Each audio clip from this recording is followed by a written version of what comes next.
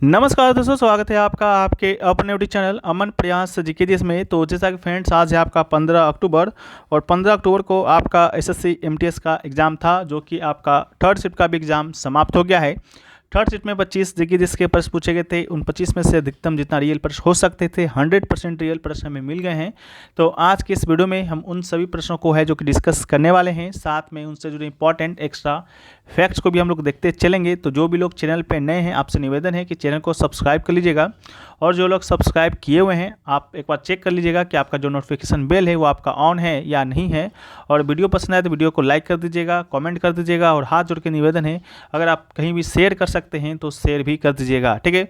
तो चलिए शुरू करते हैं आज के पहले प्रश्न से। तो आज का जो हमारा पहला जो प्रश्न है वो जो पूछा गया था कि चक्यार जो कुत्थू जो डांस है वो आपका किस राज्य से संबंधित है, ठीक है। तो चक्यार कुत्थू की बात करेंगे तो इसका राइट आंसर आपका केरल होने वाला है, ठीक है। तो चक्यार कुत्थू के बारे में हम लोग थोड़ा सा डिटेल देख लेते हैं, क्योंकि आपका नया प्रश्न है जो कि इस साल बना है, ठीक है। तो केरल का पारंपरिक नृत्य है जो कि मंदिरों में किया जाता है। इसके अलावा चक्यार कुत्थू मूल रूप से केवल हिंदू मंदिर है आपका कुथबलम में ही प्रदर्शित किया जाता है। ये एक परिष्कृत एक आलाप है जिसमें कलाकार रामायण और महाभारत जैसे हिंदू महाकाव्यों के दृश्यों को प्रस्तुत करता है, ठीक है। इसके अलावा केरल मिथकों और कथाओं के सुप्रसिद्ध लेखक कोटारीथल शंकुनी के अनुसार चक्यार एक उपाधि है जो सम्मानजनक टिप्पणियां व्यक्त करने वालों को दी जाती है। जो लोग बौद्ध धर्म से वैदिक धर्म में परिवर्तित हुए उन्हें सलाकार के नाम से जाना जाता है। एक अन्य संभावना है कि चक्यार शब्द चक्यान का एक रूप है, और यह व्याख्या और विवरण अभी भी मनमाने और अनुमान पर निर्भर है। इसके अलावा चक्यार कुत्थू जो डांस है किस प्रकार से किया जाता है आप इस फिगर के माध्यम से भी देख सकते हैं, ठीक है। बाकी वीडियो में हम लोग आगे बढ़ते हैं, लेकिन उससे पहले दोस्तों बता दें कि जो भी लोग इंतजार में थे कि आपका टेक्स्ट बुक का जो ईयरली का जो 5 प्रो का जो प्राइस है वो आपका कम हो, तो आपको बता दें कि ये प्राइस आपका कम हो गया था, कल से ही हो गया था। तो जो लोग भी अभी तक इस पास को परचेस नहीं किए हैं, अभी से भी आपके पास 3 घंटा का समय बच रहा है। जो भी लोग ईयरली का टेक्स्ट बुक 5 प्रो परचेस करना चाहते हैं तो आप लोग जरूर कर लीजिएगा। मात्र 439 में ईयरली का टेक्स्ट बुक 5 प्रो और 554 रुपये में आपका लाइफ टाइम का 5 प्रो है जो कि दिया जा रहा है, ठीक है। और अभी आपका ऑफर है सिलेक्शन सीजन सेल के नाम से। इसके बाद आज रात से यानी कि 12 बजे से ही आपका जो प्राइस है इसका 699 रुपये हो जाना है। फिर बाद में आप लोग हाथ पैर मारिएगा कि प्राइस कम हो जाए तो हम लें, प्राइस कम हो जाए तो लें, ठीक है। तो आपसे निवेदन है कि आप लोग जाकर ले लीजिएगा। कूपन कोड APG यूज करना है, 12% का एक्स्ट्रा ऑफ आपको ये देगा। और आपको बता दें कि अगर आपका सिलेक्शन हो जाता है तो आप इनसे अपना पूरा रिफंड भी ले पाते हैं।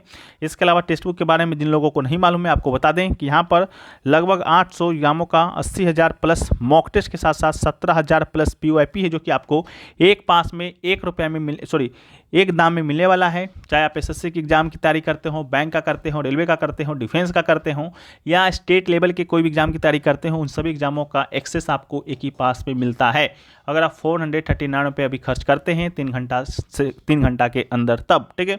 तो इसका जो लिंक है डिस्क्रिप्शन में दिया गया है, कमेंट सेक्शन में पिन किया हुआ है। तो आपसे निवेदन है कि एक बार जाकर चेकआउट जरूर कर लीजिएगा, क्योंकि ये जो पास आपको है, ये जो मॉक है आपको आने वाले 1 साल तक आपके साथ रहेगा, ठीक है। बाकी हम लोग वीडियो में आगे बढ़ते हैं। तो नेक्स्ट जो प्रश्न पूछा गया कि मीनाक्षी सुंदरम पिल्लई जो है आपका किस नृत्य शैली के व्यापक मान्यता मिली है उनको, तो राइट आंसर भरतनाट्यम था। मीनाक्षी सुंदरम पिल्लई को भरतनाट्यम के लिए व्यापक रूप से मान्यता मिली, जो भारत के तमिलनाडु से उत्पन्न एक शास्त्रीय नृत्य शैली है। भरतनाट्यम अपने जटिल फुटवर्क, हाथ के इशारों, चेहरे के भाव, शारीरिक गतिविधियों के लिए जाना जाता है, जो एक कहानी सुनाता है और एक संदेश देता है, ठीक है। बाकी नेक्स्ट क्वेश्चन पूछा गया कि द ब्लू अम्ब्रेला पुस्तक है जो कि किसके द्वारा लिखा गया है। द ब्लू अम्ब्रेला पुस्तक की बात करेंगे तो रस्किन बॉन्ड के द्वारा लिखा गया, तो राइट आंसर आपका रस्किन बॉन्ड होगा। रस्किन बॉन्ड की बात करते हैं तो ब्रिटिश मूल के यह भारतीय लेखक हैं। The room on the roof Ruskin bond के द्वारा ही लिखा गया इनका पहला उपन्यास है। अंग्रेजी में उनके उपन्यास धेरा में आर्ट ट्री स्टील ग्रो के लिए उन्हें 1992 में साहित्य अकादमी पुरस्कार से भी सम्मानित किया गया। 1999 में इन्हें पद्मश्री दिया गया, 2014 में इन्हें पद्म भूषण दिया गया। तो याद रखिएगा। अगला जो है कि महिला प्रीमियर लीग है WIPL का शुरुआत जो 2023 में हुआ था, उन मुकाबलों का आयोजन कहाँ पर हुआ था ये आपसे पूछा गया था। तो राइट आंसर आपका मुंबई होगा। महिला प्रीमियर लीग 2023 जो है मुकाबलों का आयोजन जो है मुंबई के DVI पाटिल स्टेडियम और वेब्रोन स्टेडियम में खेला गया था। टोटल 22 मैच हुए थे, 11 मैच आपका DY पाटिल स्टेडियम में, 11 मैच आपका बैबोन स्टेडियम में खेला गया था 2023 में। नेक्स्ट क्वेश्चन जो पूछा गया कि निम्नलिखित में किसने गोपाल कृष्ण गोखले को भारत का हीरा यानी कि भारत का हीरा जो कि कहा था, ठीक है, डायमंड ऑफ इंडिया कहा था, तो राइट आंसर आपका बाल गंगाधर तिलक होगा, ठीक है। बाल गंगाधर तिलक ने गोपाल कृष्ण गोखले को भारत का हीरा कहा था। गोपाल कृष्ण गोखले महात्मा गांधी के राजनीतिक गुरु थे, जबकि गोखले के राजनीतिक गुरु MG रनाडे थे, ठीक है। इसके अलावा यही बाल गंगाधर तिलक के द्वारा ही होम रूल लीग का स्थापना किया जाता है। अब 1916 में अप्रैल के दिनों में होम रूल लीग का स्थापना आपका एनिवेशन के द्वारा ही भी किया जाता है। आपका सितंबर 2016 में एक ही वर्ष में 2 अलग अलग जगहों पर किया जाता है, तो इस बात को भी याद रखिएगा। ये भी प्रश्न आपके एग्जाम में बन चुका है। अगला है कि 2019 विश्व कप में सबसे ज़्यादा रन बनाने वाला खिलाड़ी का नाम आपसे पूछा गया था। तो सबसे ज़्यादा रन बनाने वाले खिलाड़ी और कोई नहीं, हमारे रोहित शर्मा थे। और रोहित शर्मा की बात करेंगे तो उस समय के भारतीय कप्तान थे, अभी आपके वनडे और टेस्ट के कप्तान हैं, तो इस बात को भी याद रखिएगा। उस समय इन्होंने 5 शतक है जो कि बनाया था, और ICC क्रिकेट विश्व कप 2019 में सबसे अधिक रन बनाने वाले ये खिलाड़ी बन गए थे। और दूसरे स्थान पर जो है आपका डेविड वार्नर था, जो कि 1 रन से ही चूक गया था, ठीक है, तो इसको भी याद रखिएगा। अगला जो है कि झारखंड के वर्तमान में मुख्यमंत्री कौन है, हालांकि आपसे जो प्रश्न पूछा गया था फरवरी 2024 के अकॉर्डिंग कि फरवरी 2024 में झारखंड के 12वें मुख्यमंत्री के रूप में किसने शपथ लिया था, तो आपका जो राइट आंसर था वो आपका चंपई सोरेन था। लेकिन वर्तमान की बात करेंगे तो वर्तमान में आपके झारखंड के जो मुख्यमंत्री हैं वो आपके हेमंत सोरेन हैं, ठीक है। तो Champai Soren took oath as the 12th chief minister of the Jharkhand at the Raj Bhavan February 2 this year यानी 2024।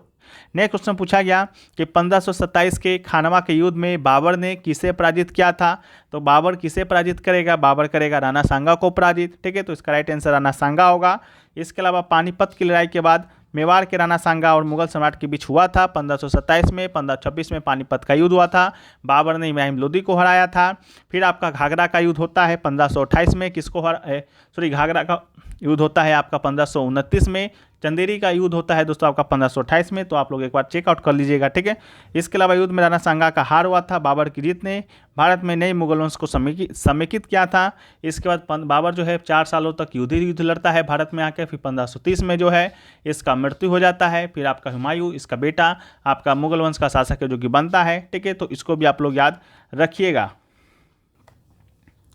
तो चलिए एक बार यहाँ पर हम लोग देख ही लेते हैं कि बाबर के द्वारा जो है कौन कौन सा युद्ध है जो कि लड़ा गया था, जहाँ से आपके एग्जाम में प्रश्न जो कि बनते हैं। हालांकि ये जो टॉपिक है बाबर के द्वारा लड़े गए युद्धों का, तो ये हमारे जो ई बुक है जो कि 49 में भी आपको उपलब्ध कराया जा रहा है, उसमें दोस्तों आपको बता दें कि अलग से ही टॉपिक ऐड किया गया था, क्योंकि मुझे मालूम है कि हर एग्ज़ाम में हर शिफ्ट कहे तो एक शिफ्ट छोड़कर यहाँ से प्रश्न आपके एग्जाम में बनता ही बनता है, ठीक है। तो ये आपका 49 में भी ये आप बुक ले सकते हैं, उसमें आपको 40+ टॉपिक आपको मिलेंगे, जहाँ से प्रश्न आपके एग्जाम में रिपीट होते ही होते हैं, ठीक है। ई बुक लेने के लिए आपको व्हाट्सअप नंबर दिया जाता है, तो व्हाट्सअप नंबर पर भी आप लोग संपर्क कर सकते हैं, ठीक है। तो आप जिनको भी लेना है संपर्क कर लीजिएगा, बाकी कोई ज़रूरी नहीं है कि आपको लेना ही लेना है तभी आपका एग्ज़ाम में अच्छा स्कोर आप कर पाइएगा, ऐसा कुछ नहीं है, ठीक है। तो खानवा का युद्ध आपका हो गया 1527 में हुआ था, ठीक है। इसके अलावा चंदेरी का जो युद्ध है 1528 में होता है, ठीक है। ये आपका बाबर और मेदिनी राय के बीच होता है, बाबर मेदिनी राय को हराता है, ठीक है। इसके अलावा 1529 में आपका घाघरा का युद्ध होता है। घाघरा का युद्ध में बाबर जो है अफगानों के साथ लड़ाई करता है, यानी अफगानों को हराता है, ठीक है। तो इसको भी आप लोग याद रखिएगा, यहाँ से प्रश्न आपके एग्जाम में आते हैं और आते ही रहेंगे। यहाँ आपका बाबर के द्वारा लड़े गए युद्धों का आपका कुछ ट्रिक भी है, जैसा कि पान खा घर चल, ठीक है। तो पान खा और घर चल, ठीक है। तो पान से याद करना है पानीपत, खा से याद रखना है खानवा और घर से याद रखना है घाघरा,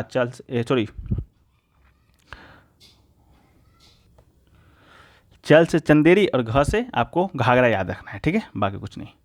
नेक्स्ट क्वेश्चन जो पूछा गया कि रामनवमी क्यों मनाया जाता है, तो रामनवमी की बात करेंगे तो रामनवमी जो है भगवान राम के जन्मदिन के उपलक्ष्य में मनाया जाता है। तो बर्थ ऑफ लॉर्ड राम इस प्रकार करके आपका ऑप्शन दिया गया था, जो कि आपका राइट आंसर था, ठीक है। रामनवमी भगवान राम के जन्मदिन के रूप में मनाया जाता है। और यहाँ से प्रश्न जो बनता है वो बनता है कि किस हिंदू माह में मनाया जाता है, तो ये चैत महीने के शुक्ल पक्ष की नवमी को मनाया जाता है। और मान्यता है कि इस दिन ही भगवान राम का जन्म हुआ था और इस दिन को राम जन्मोत्सव के रूप में हम लोग मनाते हैं। अगला जो है कि भरूच स्तूप जो है आपका कहाँ पर स्थित है, तो इसका राइट आंसर आपका मध्य प्रदेश होगा। लेकिन जो भरूच स्तूप है मध्य प्रदेश के किस जिले में है, अगर ये आपसे प्रश्न बने तो इसका राइट आंसर सतना होगा। ठीक है, मध्य भारतीय राज्य प्रदेश के सतना जिले में भरूच गांव स्थित है। ये प्रसिद्ध बौद्ध स्तूप कलाकृतियों के लिए भी जाना जाता है। भरूच स्तूप बौद्ध प्रतिमाओं विज्ञान का उल्लेखनीय उदाहरण है और बुद्ध को दर्शाने के लिए प्रतीकों का प्रयोग किया गया है। नक्काशी में कम उभार के साथ शैली अक्सर सपाट होती है। एक विदेशी को छोड़कर जो एक इंडो ग्रीक सैनिक की बौद्ध प्रतिमा के रूप में दिखाई देता है, सभी पात्रों को एक भारतीय धोती पहने हुए दिखाया गया है। भरूच स्तूप का निर्माण जो है प्रथम बार मौर्य शासक अशोक ने 3री शताब्दी ईसा पूर्व में है जो कि कराया था। इस बात को भी आपको याद रखना है। नेक्स्ट क्वेश्चन पूछा गया कि भारतीय संविधान का कौन सा अनुच्छेद जो है मुख्यमंत्री के कर्तव्यों को परिभाषित करता है, तो राइट आंसर आपका अनुच्छेद 167 होगा। भारतीय संविधान का अनुच्छेद 167 जो है मुख्यमंत्री के कर्तव्यों को परिभाषित करता है। यह दूसरी अनुसूची में निर्देशित किया गया है। एक मुख्यमंत्री को बराबरी के बीच पहला समझा जाता है, इस बात को भी याद रखिएगा। अगला है कि निम्नलिखित में किसने हर्षवर्धन को पराजित किया जब उसने दक्कन में चालुक्य साम्राज्य पर आक्रमण किया था, तो राइट आंसर आपका पुलकेशी द्वितीय होगा। पुलकेशी द्वितीय ने हर्षवर्धन को पराजित किया जब उसने दक्कन में चालुक्य साम्राज्य पर आक्रमण किया। चालुक्य वंश के राजा पुलकेशी द्वितीय ने हर्षवर्धन को पराजित किया जब उसने भारत के दक्षिण प्रायद्वीप में अपने साम्राज्य का विस्तार करने की मांग की। उसने 618 से 19 ईस्वी में हर्षवर्धन को नर्मदा नदी के तट पर पराजित किया था। हेउल शिलालेख चालुक्य राजा पुलकेशी द्वितीय के दरबारी कवि जो है रवि कीर्ति के द्वारा लिखा गया था, जिन्होंने 610 से 642 शताब्दी तक है जो कि शासन किया था।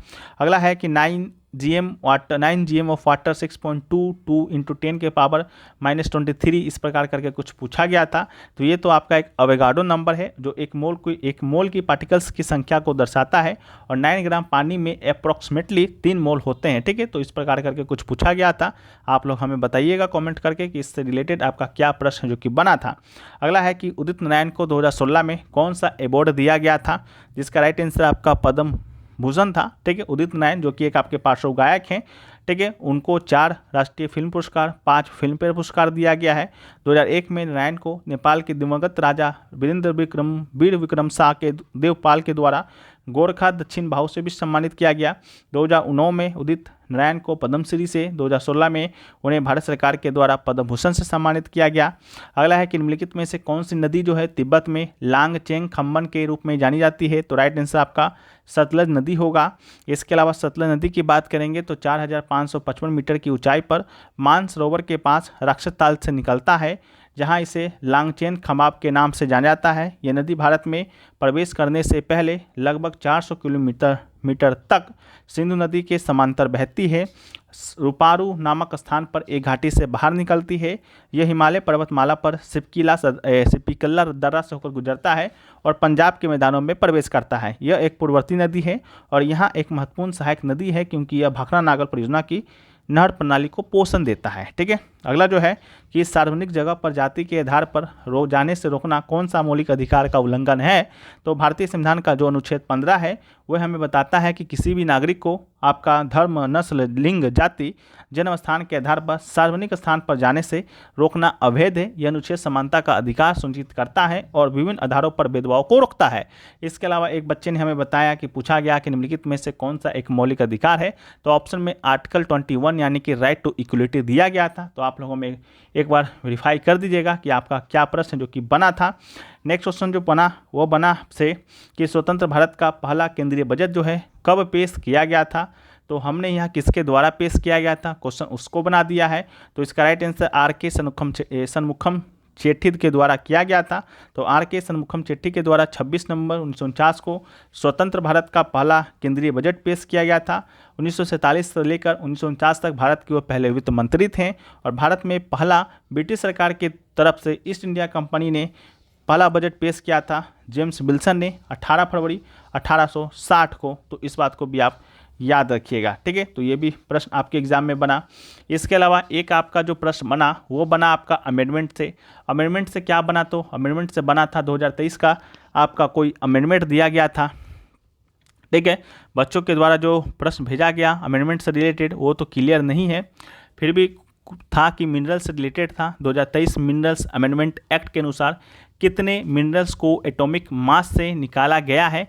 इस प्रकार करके कुछ प्रश्न आपका बना था। तो आपको बता दें कि 2023 के mines and minerals development and regulation amendment act के अनुसार 6 मिनरल्स को एटॉमिक मिनरल की लिस्ट से निकाला गया है। ठीक है, तो इसका राइट आंसर आपका 6 हो जाएगा। वो 6 आपका एटॉमिक मिनरल कौन कौन सा है, तो इसको भी एक बार आप लोग देख लीजिएगा, शायद आपसे यहाँ से एग्जाम में प्रश्न बनी जाए। तो एक है आपका बेरिलियम, एक है आपका लिथियम, इसके अलावा जो है आपका है नायोबियम है। ठीक है, इसको भी याद रखिएगा। एक आपका टाइटेनियम है, एक आपका टेंटलम है और एक आपका जिरकोनियम है। ठीक है, तो यही 6 आपका जो है 6 एटॉमिक मिनरल्स है जिसको 2023 के minerals and mines and minerals development act regulation के तहत है जो कि लिस्ट से निकाला गया है। ठीक है, तो ये क्वेश्चन आपसे एग्जाम में पूछा गया। हमने आपके साथ 18 से 20 क्वेश्चन जो कि अभी डिस्कस कर लिया है। बाकी 4 से 5 क्वेश्चन जो अभी छूट गए हैं उसको हम लोग थोड़ा देर में आपको पीडीएफ के माध्यम से प्रोवाइड करा देंगे। तो जो लोग भी पीडीएफ लेना चाहते हैं, आपसे निवेदन है कि लिंक डिस्क्रिप्शन में दिया गया है टेलीग्राम चैनल का, उसको जाकर आपको ज्वाइन करना होगा। फालतू का कमेंट मैसेज ना करना होगा कि ये पीडीएफ नहीं देता, ये नहीं करता, ये नहीं करता। ठीक है, ये सब फालतू की बात नहीं है। आप लोग जाकर पहले एक बार क्रॉस चेक कर लीजिएगा कि आपको पीडीएफ जो है डे बाई डे दिया जाता है कि नहीं दिया जाता है। बाकी टेक्स्ट बुक के ईयरली पास प्रो से जो भी लोग जुड़ना चाहते हैं अब तक के सबसे कम प्राइस में, तो आप लोग जुड़ सकते हैं। आज रात 12 बजे के बाद इसका जो प्राइस है ऑटोमेटिक 699 में हो जाएगा। तो आपसे निवेदन है कि जो लोग जुड़ना चाहते हैं जाकर जुड़ जाइएगा। मात्र 449 रुपये में, सॉरी 39 रुपये में कूपन कोड APG के साथ। लिंक डिस्क्रिप्शन में दिया गया है, कॉमेंट सेक्शन में पिन किया रहेगा। तो मिलते हैं हम लोग नेक्स्ट वीडियो में। जब तक के लिए जय हिंद फ्रेंड्स, वंदे मातरम।